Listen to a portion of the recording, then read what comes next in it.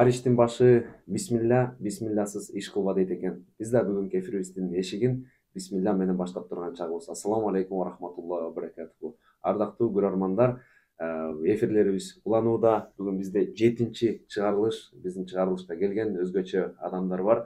Бүгүн эфирибиздин ушул 20 мүнөттүк алкагында Америкага келген жолу, өмүр таржымалы кылган иштери жана келечек муунга жаштар, ини карындаштар үчүн бир кеңеш иретинде өзгөчө инсандар чакырдык.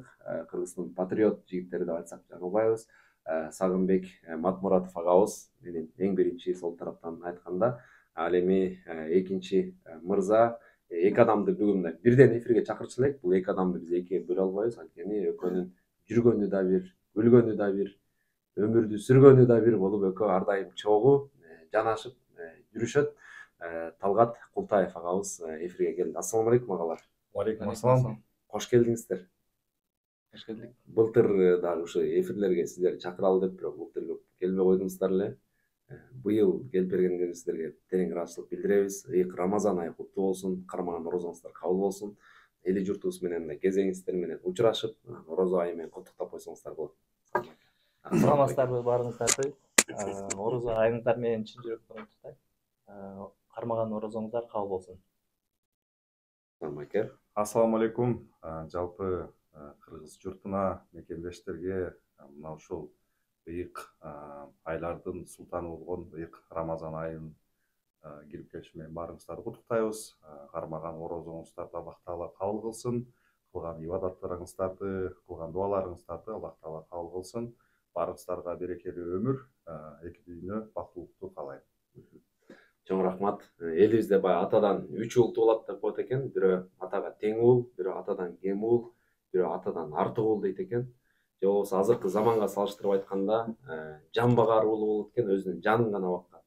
Анан мал багар уул болот экен, ошо бир гана үй бүлөнү баккан. Анан эл багар уул болот экен. Ошо сиздерди биз тааныгандан бери ушундай айкөл жигит экениңиздерди билебиз. Бул жака дагы бекеринен Манас Экспресс деп жазып койгон жокпуз. Көп адам укса керек ушу мекендештерибизден. Манас Экспресс деген бир чоң компания бар, ошо Американын Чикагодо. Ал ушул Чикаго аркылуу бүтүндөй Американы баягы жүк ташуу боюнча камсыздап келишет. Жана Жибек жолу деген сонун ушул кыргыздардын даамын, кыргыз колоритинде сакталган өзгөчө бир ашканабыз бар деп айтсак болот Америкада. Дал ошону биз кыргыздар биздики деп айтабыз, бирок чындыгында биздики деп айткан инсандар бул жакка келишти. Негизинен ушул ийгиликтердин башаты эмнеде болду экен? Кандай ойлойсуздар? Негизи ийгиликтүү адамдардан сураганда көбүнчө ушуну айтышат экен да баары. Сиздердин ийгиликтин ачкычы эмнеде? Саламатка Талгат байке. Аллах Тааланын буйругу. Аллах Таала пешибизге ушундай жазган экен. Буйрук себепчи болуп биз ушундай бир ийгиликтерге жетишип атабыз. Албетте бул ошол күжүрмөн эмгектин жана бир ойдо, бир нукта, бир көз караштагы адамдардын биригүүсүнүн ошолордун эмгегинин натыйжасы деп билем. Экинчиси менин оюмча таза иштеген. Эгерде ар дайым таза иштеп, бирөөнүн акчасын жеп жутуп иштебей, мындай жакшы иштесең, анда Кудайым берет. Сиздердин мындай Манас, анан Жибек жолу деп ушундай аттарды укканда эле дароо мындай Кыргызстан көз алдыбызга келет да. Бул жакта деле мисалы трак компания ачкандар, кухня ачкандар, ашкана ачкандар кыргызчасында. Алар баягы көбүнчө өзүнүн аттарын коюп, мындай башкача аттар коюптур да. Силер эмне себептен Манас, Жибек жолу деген аттарды кандай тандалып калды? Ким койду дегенди? Жибек жолу аттыны бул биз Жибек жолуна 2020 жылы кошулганбыз. Партнер катары. Манас Экспресс аттыны болсо 2014 жылы Сагын атын коюп мага эмнелердин сүрөттөрүн жөнөткөн, логотипини кандай кылса болот деп. Анда биз чогуу иштешчү эмеспиз, бирок 2015 жылы чогулуп компания ачып 2015-тен бери экөөңүздөр чогуу экенсиздер да. Кыргызстандан бияка келгениңиздерге канча болду? Кыргызстандан мен 2008-жылы Алабама штатына келгем. М, Алабама штатына келип, ал жерде Макдоналдсда иштеп, кийин тайский ресторанда иштеп, анан 2010-жылы баары Чикагого келип такси айдап мгм. бул жакта иштейбиз дегенде мен дагы келгем, ошолордун катарында келип, 2 жылдан бул жака келип эй, жүрсүз, келип баягы тесттен өтпөй калып, анан Мгм. кайра кете бергем. Алабамага кайра, э? Алабамага. Анан ал жакта иштеп жүрүп, анан 2015-жылы Чикагого көчүп келдим. Мгм. Сизчи Самый, качан келдиңиз? Мен 2009-жылы келдим. Такты айтканда 14-июнда келгем. Мгм. Флорида штатынын Пенсакола шаарчасына келгем. Мгм. Ал жерде Макдональдста кызмат кылып, Экөөңүздөр тең бири менен иштеген турбайсыздар, э, сетте? Макдональдста бир 2 айга чукул иштеп, жумуштан айдалып, жумушсуз калганда анан тааныштар аркылуу Талгат менен таанышкам. 2009-жылы август айында Алабамага көчүп келгенбиз. Сиз дагы? Бизди Азамат деген бир досубуз менен чогуу Алабамага көчүп келип, ошол Алабамада жашап калганбыз. Чогуу тайский ресторанда чогуу иштедик, Макдональдста иштедик. Экөөңүздөр ошол мындай партнер бололу дегенде алгач эле таанышканда эле ушундай жакын дос болдуңуздарбы же ортодо мындай эле кандайсың деп эле жүрүп эле анан кийин жакындап кеттиңиздерби? Эмне себеп болду мындай? Себеп 2012-жылдары мен ресторанда иштеп жүргөндө сагын тракка чыгып кеткен. Мгм. 11 чыгып кеткен, 2011 эле. Чыгып анан жүр тракка чык, трак айдайсың, жакшы акча табасың деп мени 2-3 жолу айткан, бирок мен ал жакта эле документтеримди бүтүрүп, анан кийин жерге чыгам деп жүрүп, анан 2013-жылы ошо CDL алганы Флоридага барып, Мгм. аны алып, анан 2013-жылы ошо сагындын себепкер болуп тракка чыгып калгам. Сиз дагы тракка чыктыңыз, э? Тракка чыгып, анан кийин мен башка бир компанияда иштедим, Bright Logistics деген. Ал жерде иштеп жүрүп, анан 6 айдан кийин сагындар иштеген компанияга келип кошулгам. Анан ар бирибизде 2-3төн трак болгондон кийин чогулуп компания ачсак эмне болот деп ойлонуп, Идея ошондо келген экен да. Анан баарыбыз чогулуп бир компания ачканбыз. Азыр ушул компанияңыздарда мурда 2-3төн болуп бириксеңиздер, азыр канча трак бар? Сыр болбосо. Болжолдуу. 170. 170 тегерек, э? Ошонун баары эле бул сиздикилердики болобу же дагы мындай келип компаниялар, майда компаниялар кошулушабы?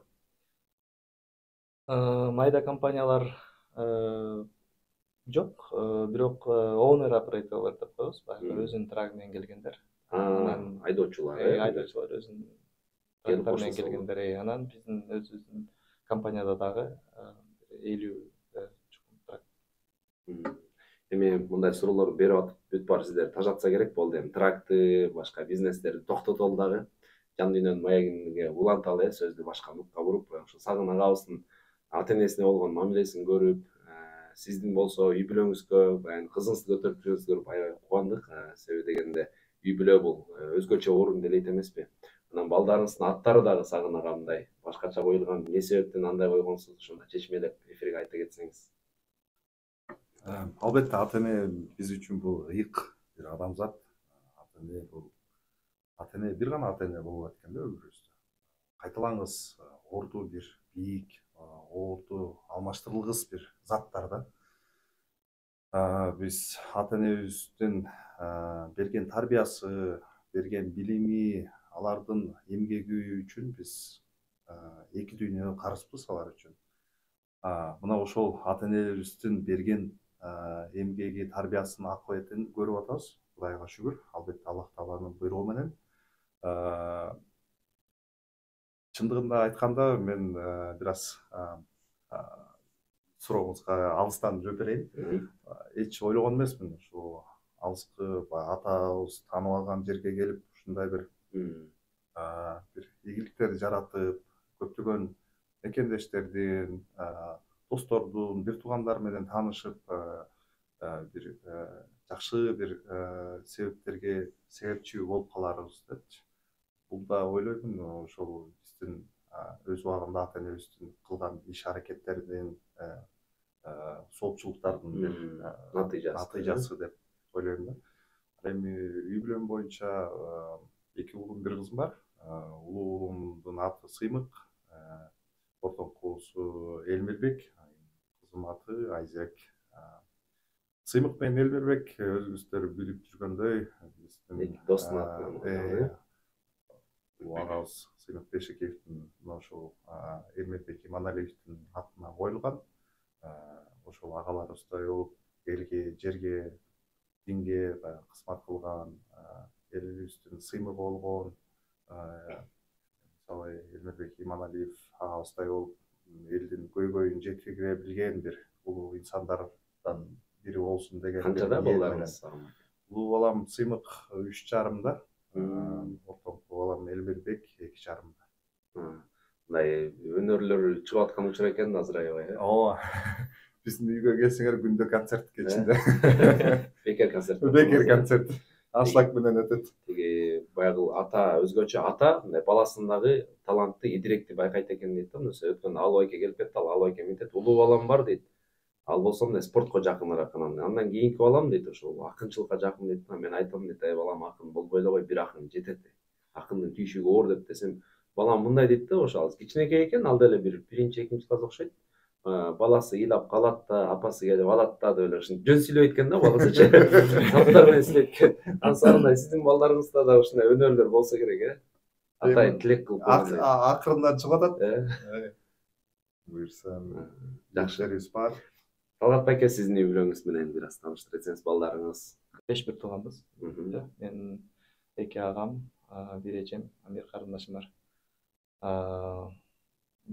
Мен үйдөн 5 классымда эле кетип башка гимназияларга окуп, анан инфак окуп койсун дагы, анан Америкага барасың деп. Апам тилеги орундалып, инфак окуган Орушко барып, анан 3 жыл дегенден кийин Америкага келгем. Сиз дагы work and travel менен келгенсиз Work and travel менен келгем. Бул жакта келинчегим башка улуттан, Таиланддык болот. 1 кызым бар. Жана тайский ашканада иштеп жүрүп таанышкан окшойт. Ошол жерден таанышкан. 1 кызым бар, аты Эмира.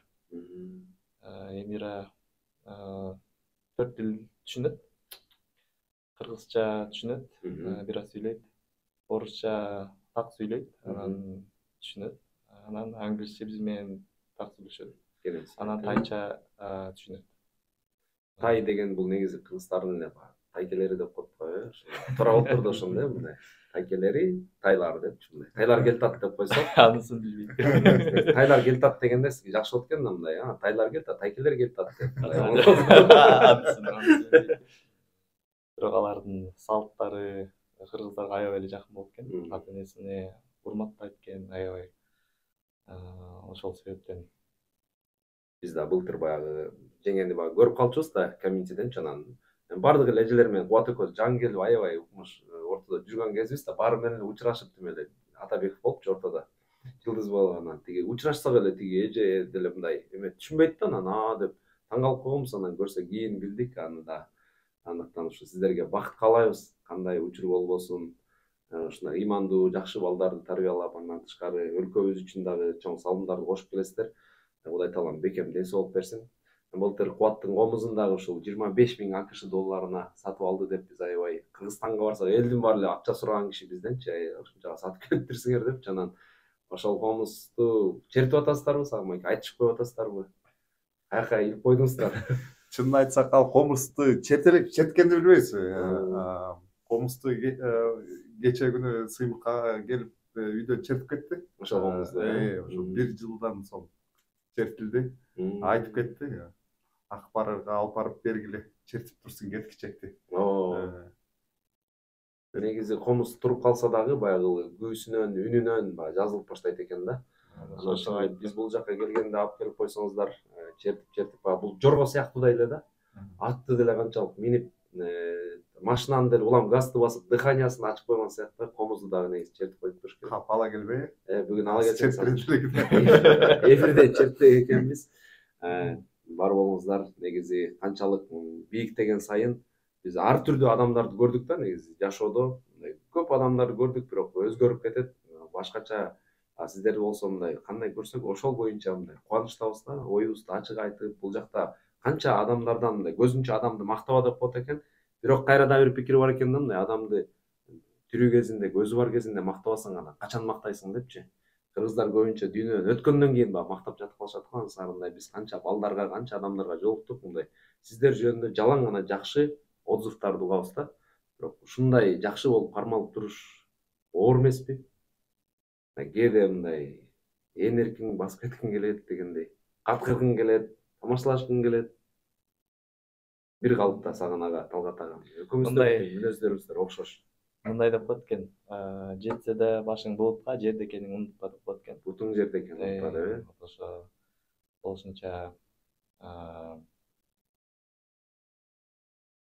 болушунча жөнөкөй болгонго аракет кыласыз. Бул суроо кичине ороо калды окшойт, мен башка суроо. Мен да толуктап кетейин. Жетсе да башың булутка, алдартыңды унутпа дейт да. Ошо ким эле кайерка келдик, кайда баратабыз, дайыма биз кайдан келгенибизди эч качан унутпашыбыз керек. Мына ошондо гана баягы менин бир кездеги сөзү эсиме келип кетет да. Адам баласы канчалык аброю бийик болгон сайын, акылы, билими, байлыгы ашып ташса дагы ушул мөмөлүү дарактай болуш керек экен да. Мөмөлүү даракты карасаңыздар, мөмөсү канчалык көп болгон сайын ал ийилип жерге жакын өсөт экен да. Ошон үчүн бардык баягы тааныш мекендештерге, жерлештерге баарын айтмакмын. Дайыма ушул мөмөлүү дарак сыяктуу жерге жакын бололу. Канча бийиктеген сайын ийилип, Ал агабыздын да сонун айткан сөзү бар. Баягы кээ бир адам чырмоок сыяктуу дейт экен да, мындай бирөөгө чырмалып, ошонун канын соруп, өзү мындай эчтеке таппай ошону менен рахат алып жашайт дейт да. Кээ бир адамдар терек сыяктуудай дейт да, алар мындай боюн гана койкойтуп эле бийиктеп кете берет дейт да, башканы карабай дейт да. Бирок ал эчтекеге жарабасын дагы билбейт дейт негизи дейт да. Бир кыйып салсаң, алмадай болгула, ошол алма канчалык башкага астына отурса көлөкөлөп эле отурса болот. Бөбөктөр келип мөмөсүн жесе болот деген ошо жакшы сөз бар. Ошол сөздү дагы сактап жүргөнүңүздөргө силерге мындай бар болуңуздар дейли. Эми алдыдагы мындай пландар жөнүндө сүйлөшсөк, кандай пландарыңыздар бар мындай алдыңкы 5-10 жылдыктарда? Алдыңкы пландар ушул Америкада эле болосуздарбы же Кыргызстанга? Кыргызстанда да барып иш кылып атасыздар. Дагы кандай негизи мындай агартуу жагында болобу, бизнес жаатында болобу пландарыңыздар бар? Алдыңкы пландар боюнча биз дайыма ниет кылып келебиз. Ошол Кыргызстанга барып бирден мечит курсак деген ниеттерибиз бар. Андан сырткары бизде Бишкекте бир мектеп бар, ошонун филиалдарын көбөйтүп, болушунча ошо билим берүү жагына дагы салым койсок болот. Ал мектепти дагы биз айтып койсок болот. Негизи Бишкекте саналуу эле мектеп бар. Жеке мектептердин баары эле жакшы эмес, бирок ичинен мындай эң мыкты деген мектептерге кирет. MIT деген мектеп. Ал мектеп мен да билип, биз барып Асан устаз болуп барып кеткенбиз. Жакында эле барып ошону айландырып көрүп, андыктан андай мектептер да көп. Салышыңарга чындыгында да кыргыз эли билим берүү тармагы муктаж. Бар болуңуздар. Сагын ага, Талгат ага мындай убакыт деген мындай ченелүү экен, бирок кечирим суроо менен ушу менен эфирибиз да соңуна келип калды. Рамазан айында жалпы эли журтубузга бир куттуктап, дуа тилек айтып койсоңуздар, эркин микрофон сунайын сиздерге. Чоң рахмат. Учурдан пайдаланып, ушу алыстан келип, биздин мекендештерге байрамдык маанай тартуулап, алтындай болгон убактыңызды бөлүп, үй бүлөңүздөн алыстап келип, ушул ак эмгегиңизди бул жакка арнап атканыңыз үчүн жалпы мекендештердин атынан, өзүмдүн атымдан ыраазычылык айтам. Жана бүгүн баягы соцсеттен көрүп калдым, кызыңыздын туулган күнү. Өмүрү узун болсун, элге жерге кызмат кылган чыгаан бир кызгуу андардан болсун. Ошондой эле мекендештер, баарыңыздардын дагы бир жолу Рамазан айыңыздар менен, кармаган орозоңуздар кабыл болсун.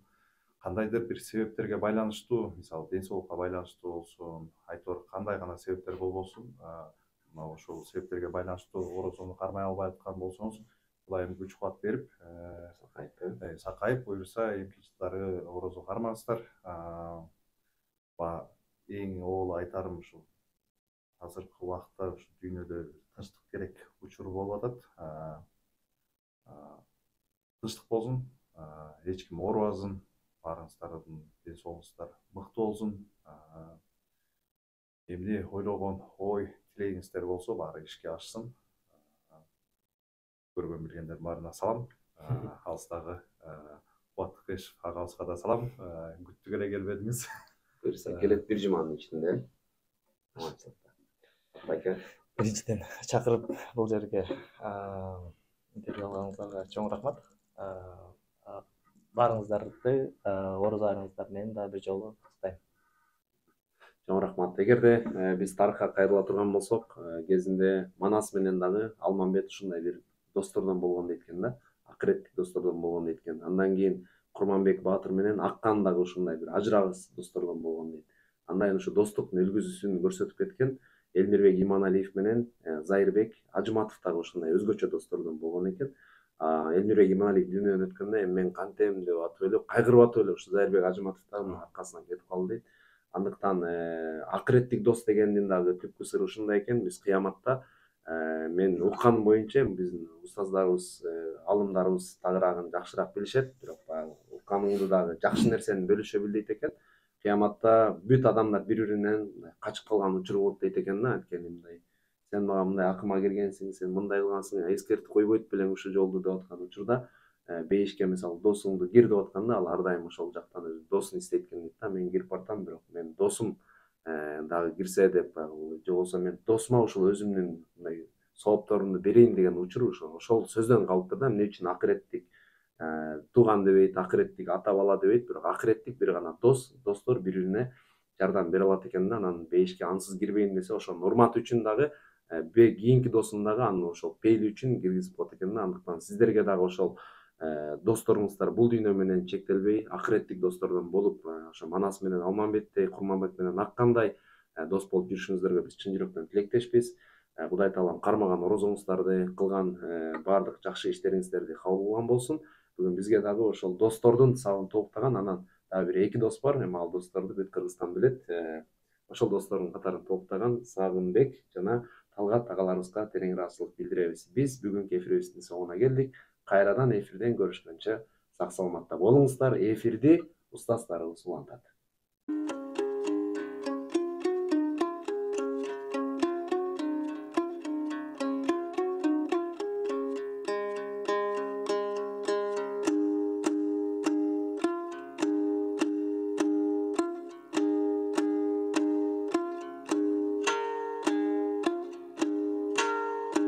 Бисмиллахир-рахманир-рахим. Мээримдүү жана боорукер Алла Тааланын исминен баштаймын. Жалпыңыздарга ассаламу алейкум ва рахматуллахи ва баракатух. Урматтуу момун мусулман бир туугандар, баарыңыздарга бекем ыйман, чың ден соолук, берекелүү жашоо каалайм. Албетте Кудай Таала өзүнүн Кур'аны Каримде Бисмиллахир-рахманир-рахим. Ва ма халактул джинна вал инса илля лиябудун. Мен инсандар менен жиндерди тек гана мага ибадат кылыш үчүн жаратканмын деген экен.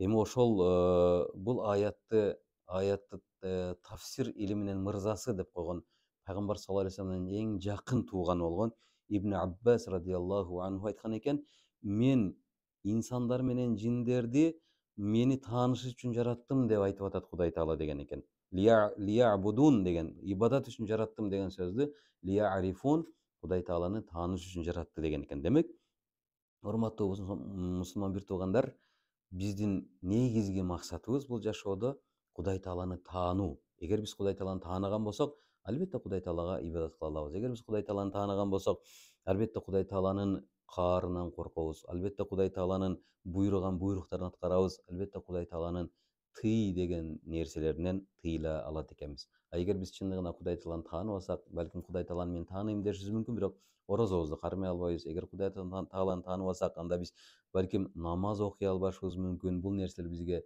бир аз оор келип калышы мүмкүн. Ошон үчүн келиңиз, өткөнкү сабакта дагы утурлай биз күнөөлөр боюнча, тооба кылуу боюнча сүйлөп аттык. Кудай Таала бизге 124 миң пайгамбарды Адам атадан баштап ушул пайгамбар саллаллаху алейхи вассаламга чейин келген бүтүндөй пайгамбарлардын баарын инсаниятты, адамзатын ойготуу үчүн, бир нерсеге шыктандыруу үчүн, жакшылыкка үндөп, жамандыктан кайтаруу үчүн бүтүндөй пайгамбарлар келип отурат деп айтып өттүк. Эми албетте Кур'ан-ы Каримде 114 сүрө бар, урматтуу бир тууганым. Ошол 114 сүрөнүн баары Бисмиллахи рахманир рахим деп башталат экен. Мээримдүү жана боорукер Алла Тааланын ысмы менен баштаймын деп атат бул жерде. Эмне үчүн Кудай Таалада Каххар деген, ушундай бир каардуу деген, Жавват деген, баардык нерсени башкаруучу, ушундай бүтүндөй бир жаман кылган, капырлык кылгандардын жазасын берүүчү деген ысым сыпаттары бар. Бирок Кудай Таала эмне үчүн бул жерде мээримдүү жана боорукер деп өзүнүн Рахман жана Рахим деген сыпаттарын коюп отурат? Себеби дегенде, биз инсан баласы ушунча бир күнөөкөр, күнөө жасай турган бир кул болгондуктан, Кудай Таала бизди эң эле адегенде өзүнүн мээрими менен жана боорукерлиги менен бизди корголойт деген бир ишеничтебиз. Албетте бир хадисил кудси айтылгандай, эгерде жер бетиндеги адамдар ушундай бир периште сыяктуу эч кандай бир күнөө кылбай турган адамдарга айланып калса, анда мен ал адамдардын бүт баарын жок кылат элем дагы, күнөө жасай турган адамдарды пайда кылат элем деген да жери бар экен. Демек, биз күнөөкөр инсандарбыз. Кудай Таала бизди күнөө кыла турган инсан кылып жараткандыктан биз күнөө иштерди кыла беребиз. Себеби дегенде биздин рухубузда шахват деген бир сезимибиз бар, бир нафс деген ушундай бир жамандыкка алып баруучу сезимдер бар. Биз болсо адегенде ошол күнөө кыла берет экенбиз деп туруп, ошо күнөөнүн артынан жүрүп албастан, ошого тескери бир иштер менен, тескери бир ибадаттар менен, тескери бир дугалар менен, тескери ошолорго каршы туруу бир калкандар менен турушубуз керек экен. Демек, мээримдүүлүк жана ырайымдуулук бул бир гана инсандарга эмес, керек болсо бир инсанга эмес, бир жан жаныбарларга мээримдүүлүк кылып коюу менен дагы Кудай Таала биздин күнөөлөрдү төгөт. Мисалы үчүн дейли, пайгамбарыбыз айткан экен, илгерки өткөн бир доорлордо бир илгерки өткөн пайгамбардын доорунда бир аябай бузуку аял болгон дейт. Бузуку дегенде ошол денесин саткан зинакор бир аял болгон деп айтылат. Ушул жаман аял ээн талаада аябай суусап көчөдө келатып, бир кудуктун жанында бир иттин дагы суусап турганын көрүп, иттин ушунчалык суусагандыктан жана кудуктун сыртына чыгып калган нымдуулукту жалап атканын көрүп, буга дагы мага жеткен суусагандык, чаңкагандык буга да жеткен турбайбы деп, өзү кудуктан суу ичип, өзүнүн бут кийимине, бир галошуна дейт, мындай айтканда алып чыгып, жанагы итти суугаргандыгы үчүн Кудай Таала бүтүндөй күнөөлөрүн кечирген дейт. Бир адамга эмес, инсанга эмес, бир жан жаныбарга бир мээримдүүлүк кылган үчүн. Ошол эле убакта дагы бир илгерки доордо дейт, бир аял өткөн дейт. Бул аял аябай ушундай күндүз эртенен кечке орозосун кармаган, түнү таң аткыча ибадат кылган, намазын окуган, тахажжудун калтырбаган бир аял үйүндө жашап жүргөн бир мышыкты ушундай бир жинине тийгендиктен бир комнатага бекитип камап койгон окшойт. Кудай Тааланы унуттурду дейт. Бир канча күндөн кийин эстеп кетип, жанагы эшикти ача койсо, мышыктын өлүп калганын көрөт экен. Демек, Кудай Таала бул аялдын дейт, күндүзү орозосун, түнү ичинде кылган ибадаттарын баарын кылып өрттөп жок кылган дейт. Демек, урматтуу бир туугандар, айтып өткөндөй, биздин максатыбыз Кудай Тааланын астында бытыкый болобу, чоң болобу, кичинекей болобу, балким биз билип жасап жүргөн күнөөлөр бар. Кээ бир күнөөлөр бар дейт, аалымдар айтып атат. Ал күнөөлөрдү дейт, досуң менен бөлүшө аласың дейт. Кээ бир күнөө иштер бар дейт, ал күнөөңдү дейт, балким аялыңа айтышың мүмкүн дейт, айта аласың. Кээ бир күнөө иштер бар, балким аны эч кимге айта албайсың дейт да, өзүң. Кээ бир күнөө иштер бар, аны өзүң дагы элестете албайсың, ойлой албайсың. Кантип мен ушул жаман ишке бардым экен деп туруп, өзүңдөн өзүң уялышың мүмкүн экен. Ошон үчүн биз Кудай Тааланын астына аябай жакшынакай болуп барышыбыз үчүн бул биздин негизги максат болгондуктан, кээ бир дейт жараткан Кудай Таала бул дүйнөдөгү күнөөлөрдү, мындай айтканда, чыныгы жашоого бараткандагы таптаза кылып кетүүдө биздин ар бир кыймыл аракет, балким жашоодо кылып аткан нерселер менен дагы күнүмдүк жашоодогу анча мынча ибадаттар менен жууп олтурат экен. Биз балким бул нерсени баамдабай, балким сезбей калышыбыз да мүмкүн экен. Ошолордун эң эле биринчиси дейт, мисалы үчүн бул нерселерди күндө кылуу, күнүмдүк кылуу менен биздин күнөөлөр өзүнөн өзү төгүлүп турат экен да. Эң эле биринчиси аалымдардын эсепке мындай айтканда тизген оруну менен биринчисинде бул даарат турат дейт да. Биз дааратты балким даарат деген бул баарыңар жакшы билесиңер, бул намаз алуу үчүн даарат алуу шарт эмеспи? Дааратсыз намаз болбогон сыяктуу эле даарат бул мындай айтканда өзү тазалык тап келе турган бир түрү болуп туруп, ошол эле убакта ибадат болуп эсептелет даарат алуу. Демек пайгамбар саллаллаху алейхи вассалам айткан экен, кимде ким күндө даарат алып, даарат ала берсе, тырнактардын ичиндеги күнөөлөрдөн бери тазаланып жок болот деген экен. Демек биз балким күндө даарат алабыз, 5 убакыт намазга даарат алабыз, балким бул нерсени ойлобой турбуз деле, бирок ушул алган даараттарыбыз биздин күнөөлөрдү тазалап турат экен, урматтуу бир тууганым. Андан кийин экинчи 5 убакыт намаз. Пайгамбар саллаллаху алейхи вассалам айткан экен, албетте ар бир нерседен далилдер болот, пайгамбардын хадистеринен, балким Курандан далилдер болот буга. Пайгамбар айтыптыр, силердин үйүңөрдүн астында бир агып жаткан өзөн болсо, же болбосо бир арык болсо, же болбосо бир дарыя болсо, күндө ошол жерде 5 жолу колуңарды жууй берсеңер, колуңарда бир кир калабы деген экен. Ошол сыяктуу намаз. Күндө 5 убакыт намазды окуй берген адамдын кыяматта эч кандай эмеси калбайт дейт, мындай айтканда. Кири калбаган сыяктуу күнөөсү калбайт дейт. Балким адам акысы, башка нерселер болушу мүмкүн, бирок Аллахтын астындагы Аллахтын акысы болгон күнөөлөрдөн калбайт экен. Үчүнчүсү жума намазына каттап туруу, урматтуу бир тууганым. Ар бир жума намазы күнөөлөрдү жууйт дейт. Өзүнүн жума ичинде кылынган күнөөлөрдү жууйт деп пайгамбар саллаллаху алейхи вассалам айткан экен. Андан кийин албетте мечитке көп баруу. Мечитке көп барууда пайгамбардын бир хадиси бар экен. Ким мечитке көп барган болсо, бир кадамына күнөөсү кечирилип, дагы бир кадамына даражасы бийиктелет, даражасы көтөрүлөт деген экен. Ошол себептен урматтуу бир тууганым, мечитке көп каттоо бул мындай айтканда биздин даражабызды көтөрүп, ошол эле убакта күнөөлөрдү да төгүүчү бир кыймыл аракеттерден болот экен. Андан кийинкиси болсо таравих намазы. Мынакей биз айрыкча ушул азыр Рамазан айында жашап атабыз. Рамазан убагы, Рамазан ушундай бир берекелүү Рамазан айы кирип келди. Рамазан айындагы таравих намазы дагы эмнеде пайгамбардын айткан хадисинде, ким ихлас менен таравих намазын окуса, Аллах Таала бүтүндөй күнөөлөрүн кечирет деген экен. Демек, урматтуу бир тууганым, таравих намазы болуп көрбөгөндөй бир сооп алып келе турган эң чоң бир ибадаттардын бири. Албетте таравих намазы бул өзгөчө намаз болгондуктан, бул бир гана 30 күндүк же 29 күндүк орозо айында гана окула турган өзгөчө бир ибадат. Муну башка убактарда эч кандай окуганга шартыбыз деле болбойт, мүмкүнчүлүк деле болбойт, уруксат деле болбойт. Бул бир гана таравих намазы орозо Рамазан айында гана окула турган бир ибадат. Андан кийин кайра эле ушул Рамазан ичиндеги Кадыр түн. Кадыр түн ушундай бир түн, Лейлатул Кадр хайру мин альфи шахр. Куранда келип атпайбы? Кадыр түн ушундай бир берекелүү түн. Бул бир түн керек болсо 83 жылдык өмүрдөн да артык деп атат да. Альфи шахр 1000 ай 83 жылга же 84 жылга тете экен. Демек, Кадыр түндү биз демейки эле түндөр сыяктуу өткөрүп койбой, Кадыр түндө ойго болуп, ибадат кылып өткөрүүнү Кудай Таала бизден күтөт бул нерсени. Кадыр түндү биз ушунчалык күтүп, Кадыр түндү эмне кылабыз? Урматтап, сыйлап, ошо түндүн урматына ибадаттарыбызды аткарсак, бул бир өмүрлүк күнөөнү кечире турган бир түн экен. Албетте, андан кийин ажылык деген нерсе чындыгында, урматтуу бир тууганым, ажылык бул жөндөн жөн исламдын 5 түркүгүнүн бирөөсү болуп калган эмес. Ажылыкты балким биз оңой көрүшүбүз мүмкүн. Ажылык болсо, бул чындыгында пайгамбар саллаллаху алейхи вассалам айткан, эгерде кимде-ким ажыга өз пешене тери менен тапкан акча менен, адамдарга эч кандай бир зулумдугу жок, кошуналарга болгон бүт жардамы менен, мындай айтканда, бүт акыларды өтөө менен бирге ажылык барган болсо, ажылыгын өтөп кайткан убакытта энеден жаңы төрөлгөн сыяктуу, наристе сыяктуу бүтүндөй күнөөлөрдөн арылат деген. Демек, ажылык бул эң чоң күнөөлөрдү жууп кетирүүчү бир факторлордон экен. Андан кийин садака берүү. Мынакей садака, ас-садака радду бала дейт. Садака бул ар түрдүү бале, жамандыктарды рад кылуучу, кайтарып туруучу бир нерсе деген сыяктуу. Садака бул пайгамбар айткан экен, суу күйүп турган отту өчүргөн сыяктуу, садака да күнөөлөрдү өчүрөт деген экен. Урматтуу бир тууганым, мынакей Рамазан айында көбүрөөк садака берели. Албетте, бул жерде зекеттен кийин зекеттин бир туугандары бул садака, орозо питир деп келет. Булардын баары садаканын түрлөрү.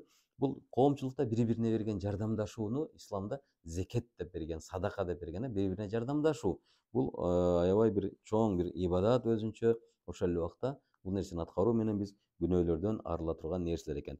Андан кийинкиси, урматтуу бир туугандарым, белгилүү бир сөздөр менен дагы биз күнөөлөрдөн арылат экенбиз. Балким эртең менен көчөгө чыгып атканда, балким жумушка кетип атканда бул сөздөрдү айтуу менен Кудай Таала биздин күнөөлөрүбүздү кечирет экен. Бул кимде ким дейт субханаллаху ва бихамдик деп айтчу болсо дейт, анын күнөөлөрү деңиздин көбүгүндөй болсо дагы, же болбосо ошо деңиздин жээгиндеги таштардын саны чалык күнөөсү көп болсо дагы кечирилет деген экен. Демек бул субханаллаху ва бихамдик деген сөз, албетте субханалла бул Аллах Тааланын ушундай бир Аллахтын ушундай бир тазалыгы жөнүндө мактоо иретин айтылган сөз субханалла деп. Ва бихамдик жана ошол сага биз ар дайым хамд, шүгүр келтиребиз деген эле сөз экен. Ушул сөздү айтуу менен Кудай Таала биздин канчалаган күнөөлөрүбүздү кетирет экен. Албетте Усман бир туугандар, келиңиздер, биз кээ бир күнөө иштерди ушундай сөздөрдү айтуу менен, балким амалдарды аткаруу менен, балким мечиттерге баруу менен, балким даарат алуу менен, балким Кудай Таалага жалбаруу менен билип дагы билбей дагы кылган күнөөлөрүбүз демек оңой жолдор менен кечирилет экен. Ошон үчүн урматтуу бир тууганым, Умар радиаллаху анху, Абу Хурайра радиаллаху анхунун бир айтылган окуясы бар экен. Абу Хурайра пайгамбар саллаллаху алейхи вассалам менен ар дайым жанында жүргөн, хадисти эң көп риваят кылган улуу сахаба эмеспи? Абу Хурайра радиаллаху анхунун айтуусу боюнча, бир күн намазга келатып дейт, Абу Хурайра бир бузук аялга жолугуп калат экен. Бул бузук аял, бузук дегенде ошол зина кылган аял. Зина кылган аялга жолугуп, Абу Хурайра пайгамбар келип, бузук аял Абу Хурайрадан айтат экен: "Эй Абу Хурайра, сен ар дайым Расулуллахтын жанында жүрөсүң. Мен ушундай бир чоң күнөө иш кылдым. Ушул күнөө ишимден артка кайтканды мен каалап атам. Бирок кайтканга жол барбы?" деп сураган экен. Эмне күнөө иш десе, "Мен зина кылдым" дептир. Зина кылып боюмда болду, боюмдагы зинадан болгон баланы төрөдүм, төрөгөндөн кийин өлтүрдүм дептир ал баланы. Дегенде Абу Хурайра айткан экен: "Ой атаң, сен өзүң да өлүпсүң, бирөөдү да өлтүргөн экенсиң" дептир. Ошондо жанагы аял таарынган бойдон үмүтү үзүлүп кеткен экен. Бирок эми бул аял канчалык күнөө иш кылган болбосун, көкүрөгүнө Кудай Таала бир ыйман салып атат да. Андан кийин Абу Хурайра радиаллаху анху кечинде пайгамбар саллаллаху алейхи вассаламга келип, бамдат намазына, бул кечки хуфтан намазына болгон окуя экен, эртең менен бамдат намазына келип пайгамбарга айтыптыр: "Эй Аллахтын элчиси, мага ушул бир бузук аял жолугуп ушинтти. Күнөө иш кылыптыр, зина кылыптыр, төрөптүр, баласын өлтүрүптүр. Ага эмне дедиң?" десе, ал аял өкүнүп атыптыр, кайткысы келип атыптыр деген экен. Мен айттым: "Өзүң да өлүпсүң, бирөөдү да өлтүрүпсүң" деп ага жооп бердим деген экен.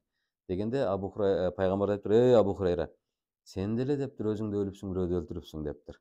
Абу Хурайра таң калыптыр. "Эмне үчүн я Расулалла?" десе, Аллах элчиси саллаллаху алейхи вассалам айткан экен: "Сен мына эки аят түшкөндө каякта элең? Бисмиллахир-рахманир-рахим. Валладина ла яд'уна ма'аллахи илахан ахар, фаулаика юбаддилуллаху сайyi'атихим хасанат." Сен ушул аят түшкөндө каякта элең? Валладина ла яд'уна ма'аллахи илахан ахара. Ушундай бир күнөөкөр адамдар бар, бирок күнөө иштерди кылып, өзүнүн күнөөсүнө Кудай Таалага ширк кошпогон адамдар бар дейт. Фаулаика юбаддилуллаху сайyi'атихим. Кудай Таала аларды эгер күнөөсүнө тобо кылган болсо, алардын юбаддилуллаху сайyi'атихим хасанат, кылган жамандыктарын жакшы ишке которуп, алмаштырып коет деген аят келгенде сен каякта элең деген экен. Абу Хурайра радиаллаху анху аябай өкүнүп, эртеси күнү эртең менен күн чыкканда жанагы аялдын үйүн издеп таап барып, эшигин такылдаса, жанагы аял эшикти ачыптыр, аябай кейиген, өкүнгөн абалда отурган аял экен. "Абшир я фулан, сүйүнчү болсун, эй паланча сага сүйүнчү болсун" дептир Абу Хурайра радиаллаху анху. Жанагы аял аябай сүйүнүп кетиптир. "Эмне болду, эй Абу Хурайра, пайгамбарыбыздан бир сүйүнч кабар барбы?" дегенде, "Ооба" дептир.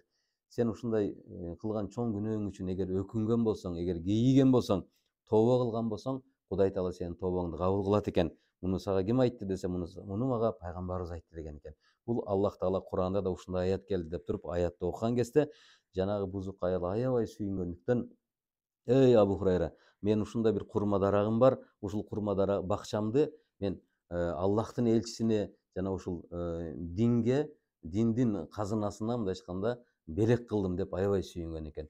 Ошол себептен урматтуу бир тууганым, келиңиз, биз инсанбыз, чындыгында күнөөкөр инсанбыз. Кудай Таала бизди бизден да жакшы билет. Кудай Таала биздин ниетибиз эмне болуп атканын, биздин акылыбызда, ой жүгүртүүбүз эмне болуп атканын Кудай Таала бизден да жакшы билет. Ошол себептен келиңиз биз кээ бир өткөнкү сабакта айтып өткөндөй балким мүнөзүбүздө болуп аткан, балким ой жүгүртүүбүздө болуп аткан күнөөлөрдү оңдогонго аракет кылалы дагы, калган нерсесин баарын Кудайга таштайлы, Кудайга тобо кылалы, Кудай Таалага шүгүр келтирели, бизге жашоо берип аткандыгы үчүн, ырыскы берип аткандыгы үчүн, жана кылып аткан кээ бир жаман мүнөздөрүбүздү, жаман иш аракеттерибизди таштап, жакшы иш аракеттер кылганга өтөлү. Кудай Таала баарыбыздын күнөөлөрүбүздү кечирген болсун. Ассаламу алейкум ва рахматуллахи ва баракатух.